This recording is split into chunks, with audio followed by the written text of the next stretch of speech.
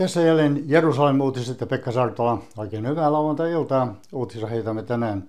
Biden lupaa vapauttaa panttivangit. Syyrian aseita Israeliin ja Gazan uhriluvut paisuteltuja.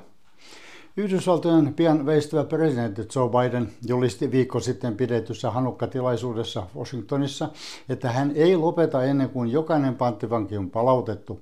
Olen saanut vapaaksi jo 105, Biden totesi. Olen myös sionisti ja lupaan jatkaa työtä kaikkien jäljellä olevien panttivankien vapauttamiseksi.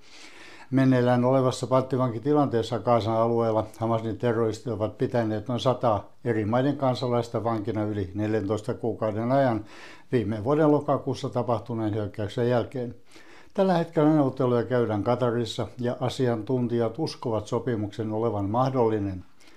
Se voisi todella olla mahdollinen ensimmäistä kertaa heinäkuun jälkeen, arvioivat neuvottelijat, mutta kunnes Hamas on antanut kaikkien luovutettavien panttivankien vastapainoksi vaadittavien Israelin vankiloissa olevien tuomittujen rikollisten nimet ja että Israel on myös sen hyväksynyt, kaikkien on edelleen pidätettävä hengitystään. Huolimatta jatkuvasta valeuutisista, että panttivankisopimus olisi tulossa voimaan välittömästi jo joulukuun aikana, asioista perillä olevat huippulähteet kertoivat Jerusalem Postille, että aukot ovat vielä liian suuret eikä sopimus ole missään välittömässä tilassa hyväksyttävissä. Syyrian puoleisen Golanin kylien asukkaat, kyläläiset ja kapinalliset lähellä puskurivyöhykettä luovuttivat Assadin entisen asekätkön mukaan lukien kemialliset sodankäynnin materiaalit IDF:lle, mikä merkitsee merkittävää muutosta alueellisessa dynamiikassa. N12-kanava julkaisemassa kuvamateriaalissa Syyrian kylien asukkaat ja kapinalliset lastaavat kuorma-autoihin satoja laatikkoja, ammuksia, granaatteja, pommeja ja siirtävät ne IDF:lle, jonka sotilaat kertovat löytäneensä useita aselaatikoita, jotka olivat täynnä kemiallista sotamateriaalia. Sotilaat löysivät suuria määriä granaatteja, jotka oli täytetty kemiallisella materiaalilla. Niihin oli vain lisättävä mekanismi niiden aktivoimiseksi, armeijan edustaja selitti. Osissa laatikoista oli niin vaarallisia aineita, ettei niihin saanut edes koskea ilman suojavarustuksia, ja koska ne olivat aivan lähellä rajaa, ne olivat hyvin ilmeisesti tarkoitettu ammuttaviksi Israelin asutuskeskuksiin.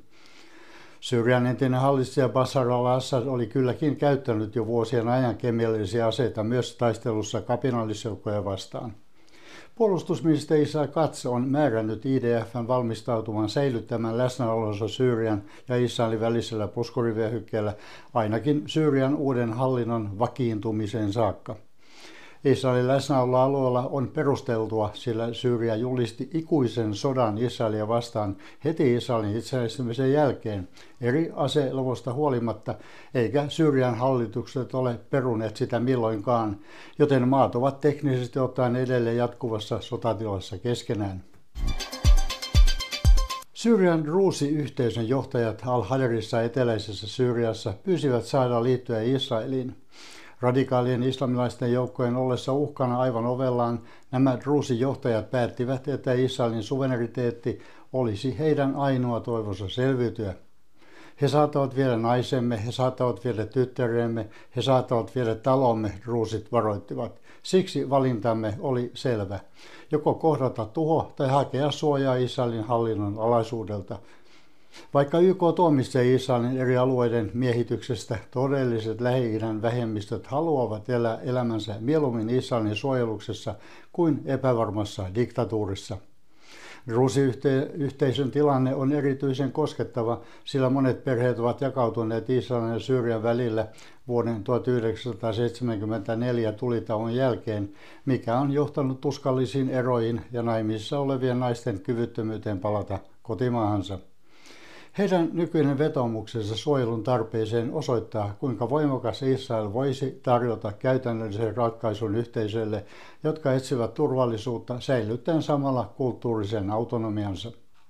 Syyrian druusit eivät ole tässä aivan yksin, sillä useat, noin 1/4 Syyriasta hallitsevat kurdijohtajat, ovat myös ottaneet yhteyttä Israelin saadakseen apua Turkin tukemia islamistijoukkoja vastaan. Israel hallitsee taivaita, kaikki pelkäävät sinua, näin mainitsi eräs kurdipäällikkö Israelin medialle. Israel on heidän mukaansa alueen ainoa luotettava turvallisuuden takaaja. Maiden väliseen puskurivyöhykkeeseen kuuluu myös osa Hermonin vuorijonoa. Seisoessaan sen Syyrian puoleisella huipulla pääministeri Netanyahu sanoi Israelin jäävän sinne, kunnes toinen järjestely löydetään. Hän korosti maastapaineen Assadin kaatumisen jälkeen alueen strategista merkitystä, sillä Israelin läsnäolo siellä estää myös Syyrian kapinallisia kohdistavasta katseitaan Israeliin. Israelin armeija eteni yhdistyneiden kansakuntien vartioimalle puskurivyöhykkeelle Golanin kukkuloilla vain 2 tuntia sen jälkeen, kun Syyrian kapinallisryhmät valtasivat Damaskoksen 8. joulukuuta. Pääministeri korostikin, että puskurivyöhykkeen valtaaminen on väliaikainen puolustustoimi ja kestää vain siihen saakka, kunnes turvallisuus raja-alueella on taattu. Pääministeri sanoi myös, ettei Israel halua osallistua Syyrian konfliktiin. Olin täällä 53 vuotta sitten sotilaitteni kanssa, Sayeret matkaa partiossa, pääministeri sanoi, puhuessaan nostalgiasta, jonka paikka hänen mielensä nosti. Tämä paikka ei ole muuttunut. Se on sama paikka, mutta sen merkitys Israelin turvallisuudelle on vain vahvistunut viime vuosina ja erityisesti viime viikkoina dramaattisten tapahtumien myötä, jotka tapahtuvat täällä Syyriassa, Netanyahu sanoi. Hän lisäsi vielä, että jatkossa Israel määrittää itse parhaan järjestelyn, joka takaa meidän turvallisuutemme. Israel sulkee suurlähetystönsä Dublinissa, Irlannin pääkaupungissa, maassa vallitsevan äärimmäisen Israelin vastaisen politiikan vuoksi. Ulkoministeri Gideon Saar totesi, että Irlannin Israelia vastaan tekemät antisemitistiset toimet ja retoriikka perustuvat juutalaisvaltion delegitimointiin ja demonisoimiseen sekä käytettyihin kaksoisstandardeihin. Saarin mukaan Irlanti on ylittänyt kaikki punaiset linjat suhteessaan Israeliin. Irlannin pääministeri Simon Harris kutsui puolestaan päätöstä syvästi valitettavaksi ja kertoi hylkäävänsä täysin väitteet siitä, että Irlanti on valtiona Israelin vastainen. Näin Harris kirjoitti viestipalvelu X:ssä Saarin ilmoituksen jälkeen. Irlanti kannattaa rauhaa, ihmisoikeuksia ja kansainvälistä lakia. Pääministeri Harrisin mukaan Irlanti haluaa 2 valtion ratkaisun ja että Israel ja Palestiina elävät rauhassa ja turvassa. Irlanti tulee aina puhumaan ihmisoikeuksien ja kansainvälisen oikeuden puolesta, hän lisäsi. Irlannin ulkoministeri Michael Martin sanoi puolestaan, että maat ylläpitävät edelleen diplomaattisia suhteita ja ettei Irlannin Israelin lähetystöä aiota sulkea. Irlanti on ollut yksi Israelin äänekkäimmistä arvostelijoista koko Gazan sodan ajan.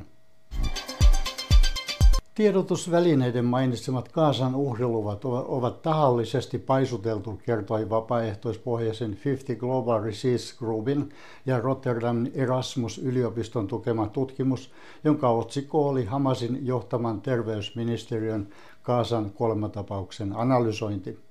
Siinä havaittiin useita uhrien raportoitiin liittyviä kriittisiä ongelmia. Järjestöjen tekemissä analyyseissä havaittiin, että noin 5000 konfliktin aikana aiheutunutta kuolemaa johtui luonnollisista syistä, mukaan lukien vaikeasti sairaat syöpäpotilaat, joiden tiedot löydettiin myöhemmin jatkuvaa sairaanhoitoa saavien luetteloista. Tutkimus paljasti myös systemaattisen iän manipuloinnin, jolloin monien uhrien ikää alennettiin useilla vuosilla, mikä näyttää olevan selvästi yritys lisätä ilmoitettujen alaikäisten uhrien määrää. Ja mikä tärkeintä, tutkimuksessa todettiin, että suurin osa raportoiduista kuolonuhreista oli 15-45-vuotiaita miehiä, mikä vastaa hyvin läheisesti Hamasin taistelijoiden tyypillistä profiilia. Tämä havainto eroaa jyrkästi Gazan terveysministeriön kertomuksesta suhteettoman suurista luvuista koskien siviiliuhreja ja joka on hallinnut suurta osaa kansainvälistä mediakattavuutta. Raportissa mainittujen myös Israelin ja Yhdysvaltojen sotilastiedustelun arvioiden mukaan, että noin 17 000 kaikista uhreista oli Hamasin taistelijoita. Tämä erottelu, samoin kuin luonnollisetkin kuolemaluvut, jätetään kuitenkin useimmiten pois kansainvälisestä tiedotusvälineestä, mikä myötä vaikuttaa siihen, mitä raportin tekijät kuvailevat vinoutuneeksi kertomukseksi, jossa kaikki uhrit esitetään siviileinä. Raportissa kritisoitiin kansainvälisen median raportoinnin eri malleja, joissa on 84% tärkeimmistä uutisartikkeleista ei tehnyt eroa taistelijoiden ja siviilien kuoleman välillä. Vielä pahempana raportti piti sitä, että jopa 98% arvioidusta tiedotusvälineistä mainitsi Hamasin uhriluvut sellaisenaan ilman perusteluja, ja vain 5% artikkeleista viittasi myös Israelin antamiin tietoihin. Tutkimus nosti esiin useita erityisiä ongelmallisia dokumentointitapauksia, joissa myös monet aikuiset kirjoittiin lapsiksi. Uhrilukuihin sisältyy myös tapauksia, jotka johtuvat muista syistä kuin suorasta sotilaallisesta toiminnasta, kuten Hamasin omien rakettien aiheuttamat kuolemat ja ruoka-avun jakelun aikana sattuneet kuolemantapaukset. Raportin loppupäätelmänä todettiin, että Hamasin harjoittama tiedonkeruumenetelmä ei ole tieteellisesti pätevä. Iranin Shia-liittolainen Jemenissä paikalliset huthi-kapinalliset ampuivat jälleen ballistisen ohjuksen kohti Israelia. Se ei saavuttanut milloinkaan tavoitetta, vaan Arrows-torjuntaohjus tuhosi sen hyvissä ajoin. Silti osa sen romusta putosi Israelin puolelle aiheuttaen materiaalivahinkoja. Ohjuksen laukaisuvalmistelut oli nähty satelliitin avulla ja Israelin ilmavoimat käynnisti välittömästi vastaiskun lähettäen 14 hävittäjää kohti Jemeniä. Koneet tuhosivat öljysäiliöitä, huthien komentokeskuksia ja asevarikkoja sekä ohjusvaraston. Israel ilmoitti Yhdysvalloille jo ennakolta aikomassa pommittaa Jemenin 3 satamaa Punaisen meren puolella ja pyrki näin eliminoimaan huthien kyvyn häiritä ja estää Bab el-Mandebin salmen kautta tapahtuvaa laivaliikennettä. IDF:n tiedottajan mukaan Israelin koneet lensivät noin 2000 kilometrin matkaan ja puolittivat Jemenin yli 60 pommia, joista osa tuhosi satamissa olevia hinaajia, osa puolestaan 2 sähkön tuotantoon liittyvää voimalaitosta. Näin Jerusalemin uutiset tällä kertaa. Uutistoimitus haluaa toivottaa kaikille katsojille oikein siunattua ja rauhallista joulun aikaa. Muistetaan rukoilla edelleen rauhaa tulle kaupungille, maalle ja koko Lähi-itään. Pysy kanavalla, niin nähdään jälleen viikon kuluttua.